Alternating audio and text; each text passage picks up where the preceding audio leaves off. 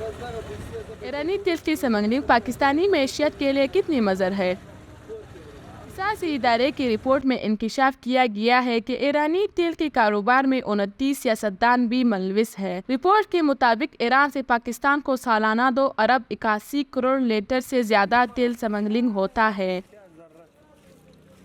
ایرانی تیل کی سمگلنگ کے باعث پاکستان قومی خزانے کو سالانہ 60 ارب روپے سے زیادہ کا نقصان ہوتا ہے۔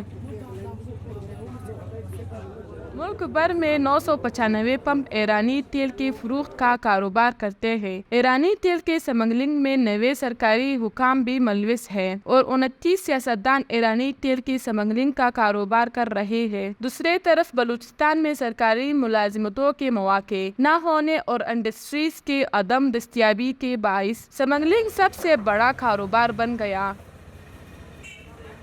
جان ہتھیلی پر رکھ کر ہزاروں نوجوان مکران کے سرحدی علاقوں سے ایرانی تیل اور خوردنی اشیاء نہ صرف بلوچستان میں بلکہ ملک بھر میں پہنچاتے ہیں۔ بلوچستان کی 2 کروڑ 10 لاکھ کی آبادی ہے۔ لوگوں کے گھر اور چولہے اسی تیل سے جلتے ہیں۔ اگر یہ نہ ہوتا تو بھوک ہوتے، افلاس ہوتے، غربت ہوتی۔ ان الفاظ سے صوبے میں بے روزگاری کے سنگینی کا اندازہ کیا جا سکتا ہے۔ کیمرہ مین یاسر شاہ کے ساتھ حسینہ ہمتی، اولس نیوز، کوئٹہ۔